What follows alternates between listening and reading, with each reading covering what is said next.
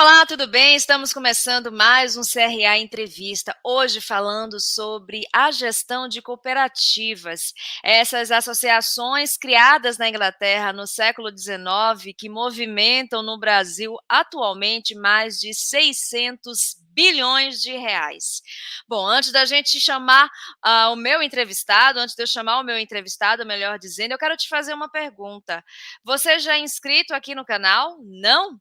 Então aproveita esses momentos iniciais para se inscrever e não esqueça de ativar as notificações no sininho aqui embaixo, porque assim você receberá em primeira mão todas as informações sobre os novos vídeos postados aqui no canal a serviço da administração.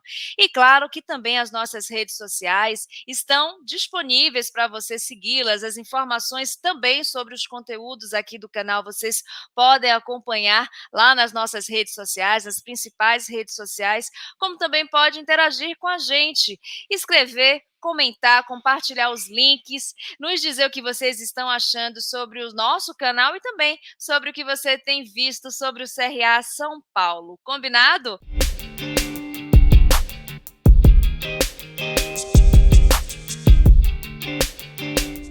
Bom, agora sim, eu vou chamar o meu entrevistado, o meu convidado, o Valmir Segato, que é CEO da Sicoob Cred Citrus, cooperativa financeira com mais de 160 mil cooperados. Tudo bem, Valmir? Boa tarde, Maria Rita. Tudo bem com vocês? Obrigado pelo convite. Boa tarde, muito obrigada. Nós que agradecemos, né, tê-lo aqui com a gente para falar um pouco sobre esse segmento. E para a gente iniciar, eu gostaria que você explicasse um pouco o que é uma cooperativa. A gente sabe que aqui no Brasil existem mais de 4.800 cooperativas distribuídas em diversos setores, são 7 ramos: agropecuário, transporte, saúde, infraestrutura, crédito, consumo e trabalho. Então, eu gostaria que, de uma forma geral, você nos explicasse o que é uma cooperativa. Perfeito. Você já deu uma introdução importante, né? O cooperativismo no Brasil movimenta, como você colocou, mais de 600 bilhões de reais, tem uma importância significativa para o PIB nacional e global, né? Cooperativismo em todos os lugares no mundo está presente.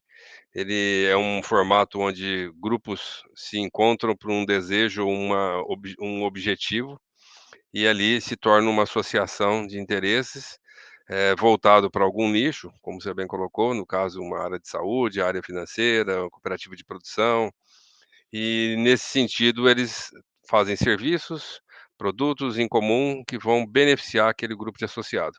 Normalmente aquilo se transporta para dentro da sociedade, porque são um grupo de sócios vivendo uma sociedade. Portanto, é algo bastante, inovador, já apesar de tanto tempo existir, mas no mundo de cooperar, no mundo de trabalhar em formato associativista, isso é sempre, eh, predispõe as pessoas a fazer algo melhor, que transforma a sociedade, que transforma uma comunidade. O cooperativismo tem essa origem, né, ele trabalha em cima dessa situação equalitária entre os participantes, que no fim beneficiam não só a sociedade, mas onde eles estão vivendo. Um pouco do cooperativismo tem esse objetivo, né, essa base, né. Inclusive, eu tinha reservado uma pergunta, eu vou até antecipá-la, aproveitando, né, o gancho que você acabou de nos dizer sobre o desenvolvimento das regiões que existem cooperativas próximas, né? O que é que representa para um município, para uma comunidade, ter uma ou mais cooperativas próximas para o seu desenvolvimento? É. Tem estudos que mostram que a elevação até do PIB local, por conta de a participação cooperativa ou de várias cooperativas. Tem localidades globais, né, em Mondragón, na Espanha, é um exemplo de uma cidade praticamente inteira cooperativa. Todos os serviços são feitos, distribuídos, consumidos através de cooperativas. E isso transforma a sociedade mais equalitária. Então, o benefício no uso dos produtos, na venda de produtos, na comercialização, na geração de receita, no Brasil é percebido por várias empresas, né, algumas delas de representação global, né, na área de produção de frangos, cadeias inteirinha constituída desde a sua produção na ponta com produtores rurais, por exemplo, até a sua pauta de exportação atingindo outros países. E no fim os sócios são aqueles que são beneficiados, seja ele através da distribuição das sobras da receita, o resultado obtido da operação, seja ele também, às vezes, através de algum fundo de participação, fundo educacional, fundo social, que faz parte do contexto, da estrutura que o cooperativismo proporciona, de distribuir sobras e, ao mesmo tempo, utilizar parte dessas sobras com aplicação social ou uso direto na sociedade. Então, o modelo do cooperativista tem essa característica, né, de distribuir a sobra entre os sócios que estão naquelas cidades, então, já de forma direta, o dinheiro volta para onde ele está, aí ele consome produtos e serviços dentro da própria cidade, e ao mesmo tempo parte disso também pode ser distribuído através de fundos de investimentos sociais, educacionais, que as próprias cooperativas constituem para também beneficiar a sociedade onde ela está morando, onde ela está constituída. Então o cooperativismo tem essa essência, né. Bom, fazendo um recorte, né, para a área de atuação, né, que são as cooperativas financeiras que você atua, o setor que você atua, hoje existem aqui no nosso país 833 cooperativas de crédito singulares, 34 centrais e 4 confederações, entre elas a Sicob, né. Então eu gostaria que você explicasse a diferença de cada uma delas, né, o que é que difere cada um desses tipos e também falar como é que elas funcionam. Você colocou bem, né, Maria Rita. Tem no Brasil mais de 880 cooperativas de crédito, fora dentro desse universo já de mais de 4.000 cooperativas de produção, cooperativas de saúde, cooperativas de funcionário, etcétera, que no fim as cooperativas de crédito são aquelas que fazem a movimentação financeira. Tem semelhança com os bancos? Tem semelhança com os bancos, porque também oferece produtos e serviços bancários aos seus sócios. E por isso ela tem essa característica de similaridade, e aí a gente vê nos mercados ou nas cidades a plaquinha lá do Cicobi, a plaquinha lá do Sicredi, do Uniprime, do Unicred, outros, a própria Ailos, são sistemas cooperativos constituídos no Brasil. No Brasil, o formato cooperativo está dividido em 3 formatos, em 3 instâncias ou 3 níveis. O nível daquela cooperativa, que é o singular, aquela que está na sociedade, é onde está os sócios, que está na cidade. A cooperativa aqui, como a Credicitrus, ela tem 160.000 sócios distribuídos numa região do interior de São Paulo, Triângulo Mineiro, sul de Minas, capital de São Paulo, parte do Mato Grosso do Sul. Nessas localidades estão as cooperativas, ou as áreas de atendimento, as unidades de atendimentos da Credicitrus, portanto, seus 160.000 sócios são parte de uma cooperativa singular. A associação das cooperativas singulares, ela se resume a uma cooperativa central. Então, a Credicitrus e outras cooperativas da região de São Paulo, elas se reuniram e constituíram uma cooperativa central. Então, é uma cooperativa de cooperativas. E essas centrais, por sua vez, se reúnem e constituem o terceiro nível, que é o nível de confederação. Esse nível de confederação aparece a marca mais dominada ou mais comum de ser percebida no mercado, como, por exemplo, Cicobi ou Sicredi. As 2 confederações têm esse mesmo nível de distribuição, que são as singulares, as centrais e a confederação, congregando todas essas unidades nessa forma de escala de unificação. Logicamente que também não necessariamente é constituída uma cooperativa nesse formato. Portanto, tem aquelas singulares que não estão dentro de uma central ou não estão dentro de uma de uma confederação, e elas agem de forma individual. Também existem essas, assim como existem aquelas que estão no nível de central. O exemplo da Ailos é uma central que tem 13 cooperativas na região de Santa Catarina, Paraná, Rio Grande do Sul. Portanto, esse formato cooperativo de confederação, ele é visível pelas marcas e é visível pela constituição estrutural que fazem com que elas estejam associadas, com o benefício também de que, como seus sócios, igualmente nas singulares, se uniram para fazer produtos e serviços e atender aquela sociedade, as centrais também fazem esse papel, e assim como as confederações. Então, por exemplo, produtos e serviços bancários que o Cicobi oferece são distribuídos pelas suas singulares na ponta aos seus sócios, no caso, por exemplo, a nossa cooperativa Credicitos. Então, quando vamos ver lá Cicobi e Credicitos, encontramos a nossa referência central e a confederação que participamos, no caso Cicobi, e a Credicitos, a singular, que está estabelecida nessa região que eu mencionei. Esse é um pouco do formato como está constituído o cooperativismo de crédito aqui no Brasil. Então, e só para reforçar um pouco sobre a grandiosidade, né, das cooperativas de crédito, todos esses tipos que o Valmir explicou para a gente, eles concentram, né, 13,5 milhões de clientes e 7.500 agências, ou seja, é muita coisa, é muito grande, é um mercado muito grande que a gente viu, Valmir, me corrija, por favor, fazer muita diferença durante a pandemia, porque a gente sabe que essa pandemia chegou transtornando todos os setores e, obviamente, que o econômico a gente até hoje sente os impactos e as cooperativas de crédito foram a saída, né, para muitos empresários, para muitos microempreendedores, porque muitos bancos fecharam as portas, né, para os futuros clientes, até com medo, né, da inadimplência.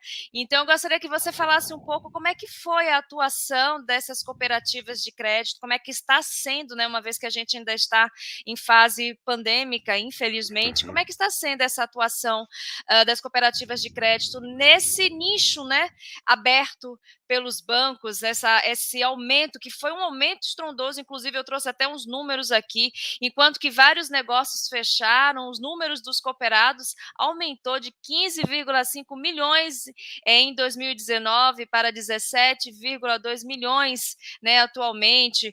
Mais de 28 mil profissionais se tornaram cooperados, somando aí mais de 400 mil empregos criados diretamente. Então, foi um setor que cresceu nesse momento caótico. Explica para a gente um pouco sobre essa fase, como é que está acontecendo isso tudo? É. O cooperativismo de crédito, como você bem colocou, e deu os números da expressão que ele tem e que ele alcançou nesses últimos 3 anos, ele está muito em função dessa característica que o cooperativismo tem, a proximidade com os seus sócios no dia a dia, o conhecimento da sua vida, a sua realidade na cidade que ele está presente, e no fim aquela percepção de o resultado ser dele e ele receber as sobras conforme a movimentação que ele tem. Isso por si só já diferencia quando você fala numa instituição bancária que tem seu acionista também percebendo os seus resultados. Portanto, a colocação do recurso no dia a dia lá na cidade, ela é percebida pelo sócio e isso faz a diferença. E isso, por também fazer a diferença, exige da cooperativa que ela tenha mais domínio, porque quando o sócio está passando por uma necessidade ou ele precisa de um apoio, é justamente onde ele é sócio que ele vai buscar o melhor acordo, a melhor proposta. Então, o cooperativismo de crédito, além de proporcionar essa sobra, como eu falei, ele proporciona também resultados, produtos e serviços com resultados e custos menores. O que significa isso? Um crédito pode ser mais acessível, um produto de seguro mais barato, um cartão com taxas menores, e isso estimula mais também a ascensão de novos associados. Portanto, com a condição de oferecer um produto e um serviço no mesmo nível de qualidade que o sistema financeiro oferece, e com preços melhores, ele se torna também mais atrativo. Considerando que esse é o segundo pilar, e que o primeiro é a sobra, o segundo é essa atratividade do sócio ser mais beneficiado, ou ter um benefício de estar numa sociedade constituída, de forma economicamente falando, financeiramente, uma estrutura bancária, no terceiro aspecto, vem aquela condição que ele distribui também aquilo dentro da sociedade.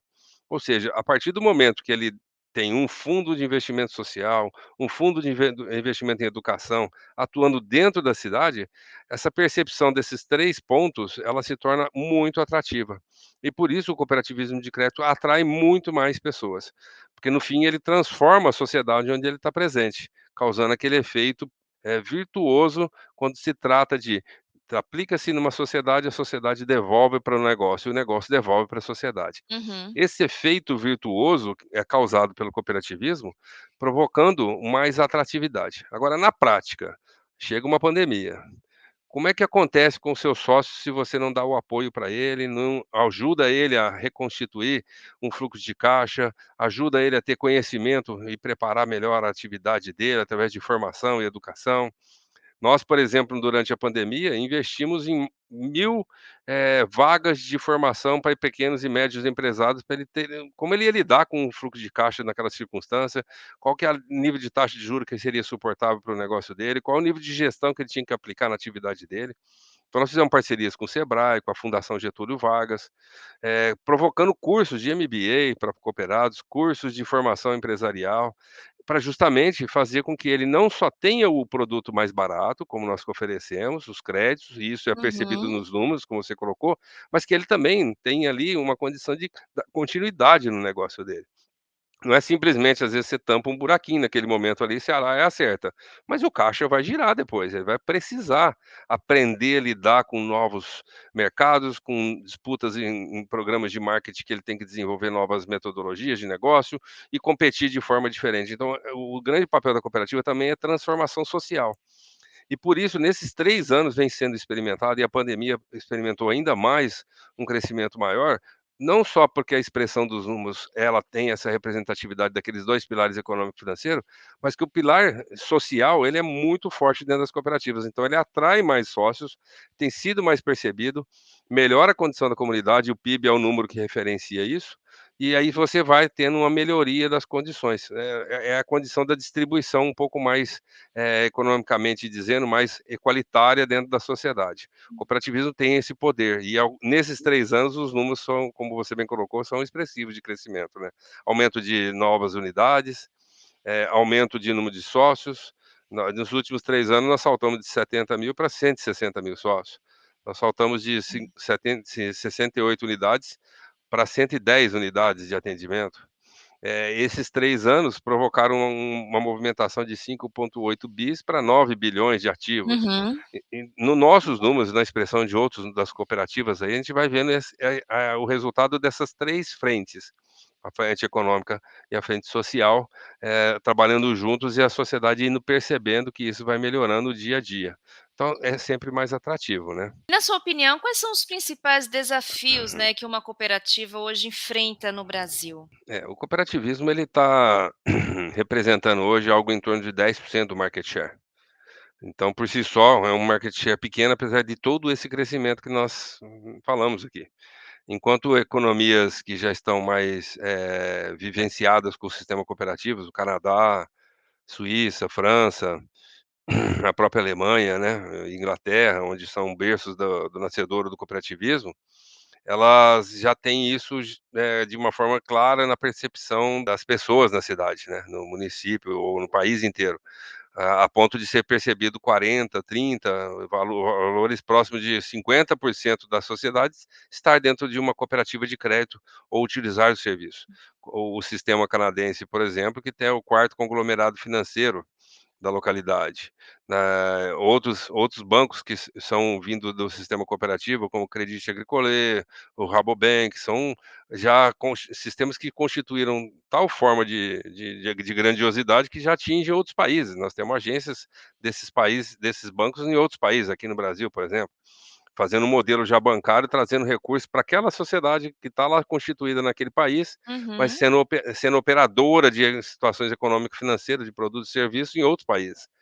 Então, o grande desafio que talvez o cooperativismo no Brasil está enfrentando é esse crescimento, essa maturidade que ele está absorvendo cada dia que passa, conseguir mostrar mais para a sociedade, para que a sociedade perceba todos esses benefícios e seja mais percebida também com benefícios econômicos e financeiros e sociais, e talvez aí contar mais isso, né, trazer uma comunicação mais abrangente, contando o que é, falando sobre como funciona, explicando dessas obras, tratando o assunto socialmente impactado.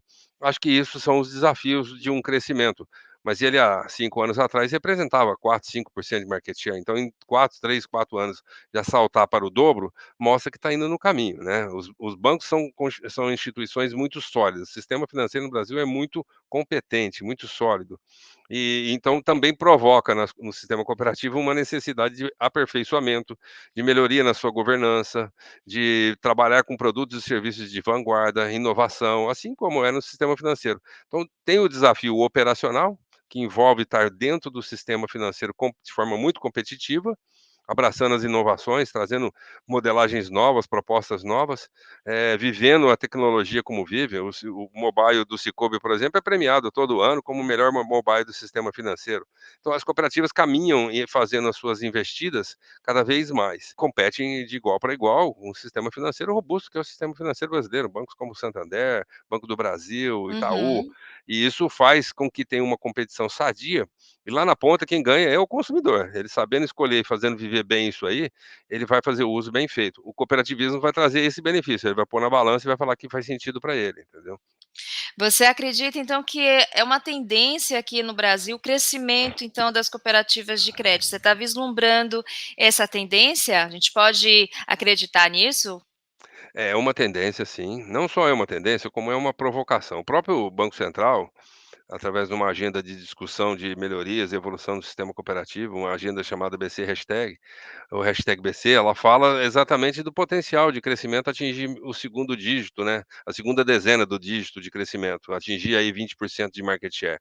Então nós estamos sendo não só como oportunidade de mercado sendo impulsionados, ao mesmo tempo somos impulsionados ou provocados pelo próprio agente regulador brasileiro, o Banco Central, dizendo que o cooperativismo de crédito pode trabalhar com pelo menos 20% do market share nacional, e o próprio Banco Central e outras organizações cooperativas demonstram que os cooperados ainda, apesar de terem seus movimentos bastante expressivos nas cooperativas, ele basicamente trabalha hoje com 30% do seu movimento financeiro dentro da cooperativa, quando ele é um associado, mas ele ainda leva outros 70% para uma instituição financeira. Então, tem um espaço de crescimento, tem um estímulo e tem um modelo. Eu acredito que nós vamos vivenciar ainda um crescimento expressivo para frente aqui. Bom, você falou que fortalecer a governança, corporativa é um caminho para o crescimento ainda mais, né, das cooperativas no Brasil.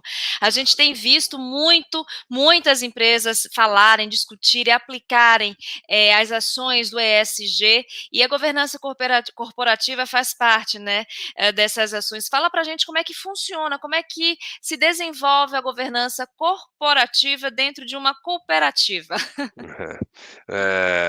Por si só, a origem de ser, uma união de sócios, a governança já parte do princípio que os sócios determinam os seus desejos, e ele elege um conselho para essa condição, para essa administração. Esse conselho administrativo, então, ele é eleito por uma assembleia dos sócios, uma vez por ano eles, definem os destinos daquele ciclo seguinte, ciclo civil, mas ele aprova as contas dos anos anteriores. E o conselho eleito por essa assembleia, que representa os sócios, ou seja, todo sócio tem direito a um voto igual, todo mundo, independente do seu capital social, independente do seu movimento, ele tem direito a um voto. Isso é a condição equalitária que o cooperativismo proporciona. Mesmo que eu tenha uma expressão menor, eu tenho direito a um voto, independente do meu tamanho de cota de participação. Nessa governança institucional ou preliminar, absorvida pela Assembleia e pelo Conselho, daí constitui-se uma governança muito similar ao que está no mercado. A governança trazendo para um executivo uma operação, os seus comitês de estudos paralelos ou de acessórios de auditoria, comitê de risco, que é um formato semelhado que tem inclusive nas grandes instituições financeiras ou em grandes organizações. A diferença é que não vai para a bolsa, não tem lá seu capital aberto, mas ela tem a cota de participação do teu sócio. E para isso essa governança entre o conselho que administra, os seus acessórios e também um conselho fiscal que atua paralelamente, na sua organização estrutural, isso já é uma realidade dentro das cooperativas no Brasil. Menores têm uma estrutura mais simples, maiores têm uma estrutura mais complexa. Além disso, a governança estrutural, ela proporciona que você também tenha gestão mais efetiva do negócio, baseada em indicadores, baseada em controles mais exigentes, baseado na regulação que o próprio Banco Central coloca para o sistema e que ajuda você também trazer uma governança bem constituída. Portanto, a governança que está estabelecida no modelo cooperativo nacional, ela se assemelha também aos negócios que estão abertos no mercado por sociedade anônima, ou constituída na CVM, ou através de empresas de capital limitado, etc. Mas porque tem outra condição que vem uma assembleia de sócios definindo e todos que têm uma participação por um voto. De forma estrutural, funciona assim. E no dia a dia, conforme o tamanho, a cooperativa tem uma estrutura menor ou um pouco maior. A nossa cooperativa tem uma estrutura bem robusta, com controles bastante rigorosos sob o ponto de vista. O mercado financeiro é classificado em 5 níveis de segmentação.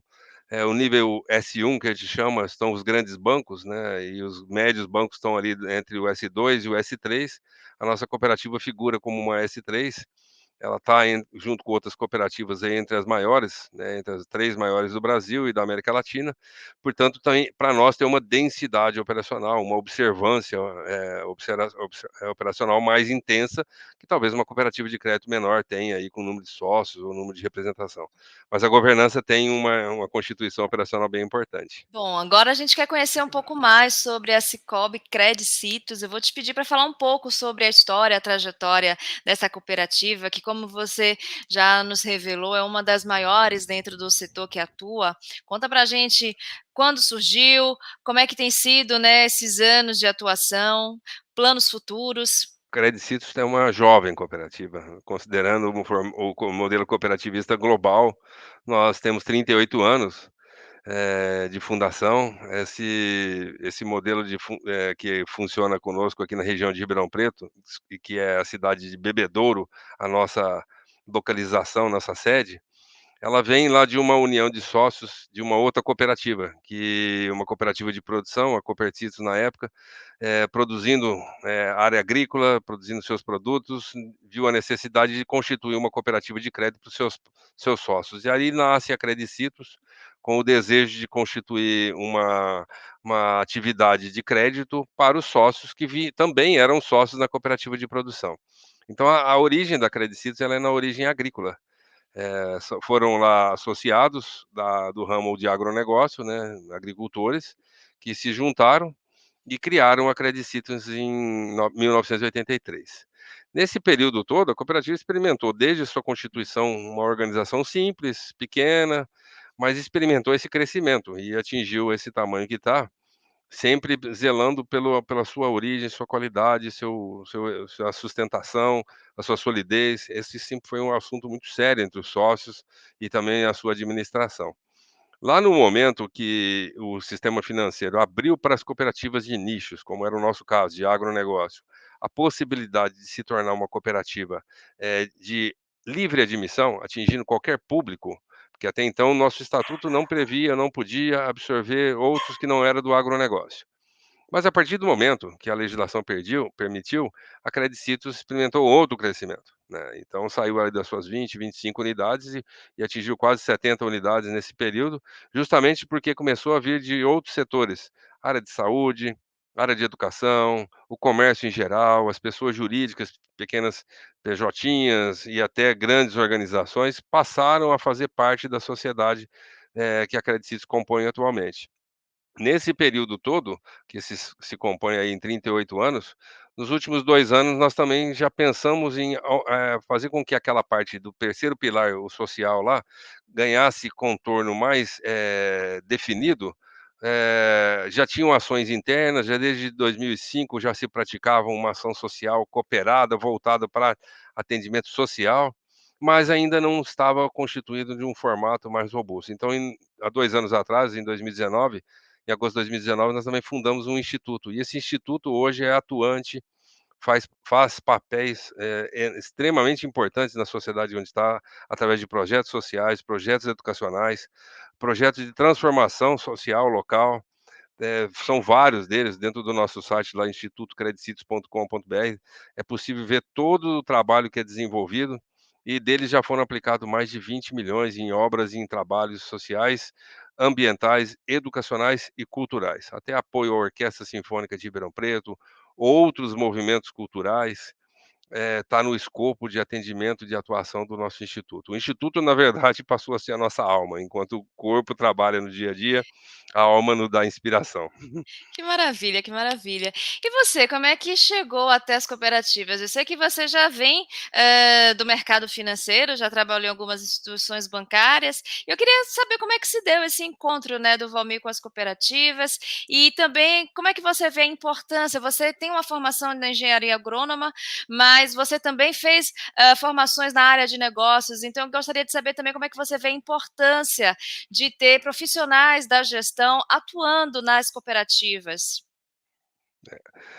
Eu sou agrônomo de formação, como você comentou, né, Maria Rita. Eu na minha vida de estudante e de início de carreira, eu convivi com meu pai, como era, na época, um funcionário de uma cooperativa de produção, aqui na região de Ribeirão Preto também, em Orlândia. convivi com a vida dele profissional, e também convivi com a cooperativa ali, vivendo o formato, o dia a dia, né, e isso me estimulou, me inspirou também. A partir do momento que eu me formei, eu também trabalhei numa cooperativa de produção, que é a mesma cooperativa que está aqui na região nossa, e é uma das estimuladoras da nossa fundação, né, a Copercitos. A partir dali eu fui encontrar o mercado financeiro e fiquei 25 anos no sistema financeiro. Nesse período eu tive a oportunidade de conhecer muita coisa, aprender muita coisa, e parece que quando o país passa a gente menos sabe, né, então agora a gente está aprendendo um pouco mais, né, e tudo está mostrando que a gente tem que aprender ainda mais, considerando tanta transformação que o mundo está sofrendo. Mas, o encontro, eu acho que é um pouco da origem, a minha condição de produtor rural, minha condição de família de produtor rural, isso tem muita proximidade com o sistema cooperativo. Eu participei de outras cooperativas de produção, cooperativa de leite em Uberlândia, cooperativa de grãos em Rio Verde, em Goiás. E isso tudo, mostra que o formato ele tem uma densidade e uma oportunidade de ser melhor e maior para onde você está vivendo, que estimula você a buscar isso. Apesar de ter passado, como você falou, 25 anos no sistema financeiro, em algum momento eu fui lembrado que eu tinha sido picado pelo cooperativismo e resolvi voltar às minhas origens. Estou aqui há 3, vai fazer 4 anos, né, na cooperativa na Credicitos, mas antes eu estava no sistema financeiro. E passei por ali, como você falou também, aí lembrou, por áreas de negócios, estudo em área de marketing, em outras especializações e me ajudando aí a aprender um pouquinho mais. E como repetindo, né, agora parece que está aprendendo ainda mais diante de tantos cenários de dificuldade e desafio que estão sendo colocados para nós, né. Na sua opinião, onde estão as oportunidades, né, para o profissional da administração no mercado das cooperativas? O profissional de administração é um profissional eclético, né, impressionante. A minha filha é formada em administração e ela é hunter em RH, trabalha na área de recrutamento e seleção. E então você vê o tamanho da oportunidade que o profissional de administração tem. Ele, passa por qualquer atividade de uma forma, competente, né, e aprofunda em assuntos, se torna especialista. Eu tenho na minha família, meu pai, né, economia, administração, a formação dele também, então eu olho para o profissional de administração com uma, entre aspas, uma invejinha branca, viu, positiva, porque é um profissional que tem a capacidade de se colocar em todas as posições, se especializar. Naturalmente tem posições muito técnicas, né, uma área de medicina, tudo, mas na medicina exige uma administração, assim como no cooperativismo. No cooperativismo nós temos aqui, a maior parte talvez seja administradores de formação, de sua origem, né. E lá, a hora que ele entra na atividade, ele aprende alguma coisa com um pouco mais de profundidade e se especializa nesse assunto. Seja ele uma área contábil, seja uma área de controladoria, seja numa área de processos, seja uma área de back-office, e seja numa área de administração e gestão diretamente. Eu acho que o profissional tem uma capacidade eclética impressionante. Eu, sempre tive muita ligação com a área de administração, mas uma das áreas que me chama muito a atenção, e acho que isso minha filha me copiou, é o tema de pessoas, que está se tornando um novo desafio, o desafio do século, né, como que a gente cuida e melhora as condições de pessoas, na sua formação pessoal, na sua formação familiar, na sua formação social. O mundo está vivendo uma exigência de discussão de contratos sociais novos, considerando as mudanças que estão sofrendo, o mundo mais digital, mais isolado. Nós estamos aqui diante de um legado, né, de da que a pandemia nos deixou. Até 3, 4 anos atrás, uma entrevista era algo com uma complexidade, precisa se deslocar, precisa mandar um material, precisa mandar uma Verdade. foto. E hoje nós estamos vivendo aqui uma entrevista de uma forma simples, rápida, objetiva, conversamos, põe no ar, o que alcançava lá numa revista, às vezes, 5.000 exemplares e distribuía 100 exemplares de alcance dentro de uma matéria, hoje você tem um alcance, às vezes, de 10.000 visualizações em 40 dias, né. E eu acho que isso tudo é fruto, né, de você ter condições de lidar com essas transformações, e para cada profissional de administração que eu falo, eu acho que a base é: aprenda a lidar com gente, porque gente faz negócio, gente vende negócio, gente consome negócio. E quem cuida de negócio são administradores. Então, é uma área que tem toda a condição promissora aí para o futuro nosso. Grande dica, Valmir. Bom, a gente está quase encerrando o nosso programa e antes de encerrar, eu gostaria de te pedir uma dica de leitura. Esse ano a gente passou a pedir aos nossos entrevistados uma dica de leitura que pode estar relacionada com o tema do nosso programa, como também pode ser um livro que tenha motivado, impressionado, que você ache que quem está nos assistindo deva ler, deva, né, ter esse compartilhamento de conhecimento com você. Que dica você traz para a gente? Algum tempo atrás, antes da pandemia, eu estava lendo um livro e parei nele no meio do caminho. Depois eu comecei a retornar a ele, porque estava dando sentido de que a gente estava vivendo uma necessidade de ter uma alma na empresa, né. E esse livro do Barrett, do Richard Barrett, eu gosto muito dele, porque ele fala um pouco disso, como é que você libera a alma que tem na empresa, né. Fala muito desse tema de pessoas. O Richard Barrett, ele é uma pessoa de uma formação maravilhosa, né, que sabe lidar com um tema de, organizações vivas e conta isso, ele dá um pouco dessa atividade, a cultura organizacional, desenvolvimento da liderança empresarial, eu gosto muito desse material. E com essas dicas, né, valiosíssimas, eu quero muitíssimo te agradecer, agradecer a tua entrevista e pedir um contato, assim, para quem quiser acompanhar não só as atuações da Sicoob Credicitos, mas também acompanhar o que você tem feito por aí. Pode ser um LinkedIn, um perfil no Pode. Instagram, se você tiver. Compartilha com a gente Tá também. bom. No meu perfil no LinkedIn lá é W Segato, e pode ser encontrado também pelo mesmo W Segato no Facebook. O do Instagram, ele tem, por conta dessa dificuldade que alguém já tinha absorvido o W Segato lá, ele passou a ser W Segato 1967.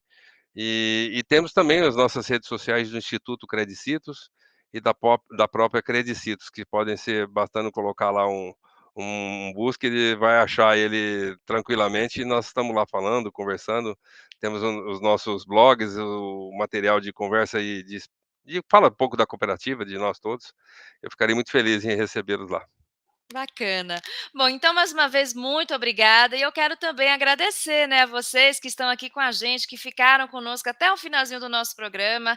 Muito obrigada novamente a vocês que nos acompanham aqui no canal A Serviço da Administração. Espero que vocês tenham gostado desse nosso programa. Se eu não me engano, é a primeira vez que a gente traz, né, um assunto, um programa, faz um programa sobre cooperativas. E eu quero muito saber o que é que vocês acharam. Então, escrevam aqui embaixo nos nossos comentários. Também eu quero que vocês digam quais outros assuntos gostariam de assistir aqui, convidados. Nos sigam nas redes sociais e, claro, né, se você até agora não se inscreveu aqui no canal, se inscreva. Não esqueça de ativar as notificações e de deixar o seu like aqui no nosso vídeo, porque assim a gente vai saber se você gostou ou não do nosso programa, tá bom? Até o próximo CRA Entrevista. Tchau, tchau. Que está acontecendo hoje é que, para fazer esta transição, nós estamos no meio dela, para chegar a esta economia de baixo carbono, empresas operando com uma nova lógica, um novo modelo mental, também será necessário ter líderes com um novo modelo mental. Eu diria que tem que ser um líder mais ético, mais cuidador, mais inclusivo e mais eco.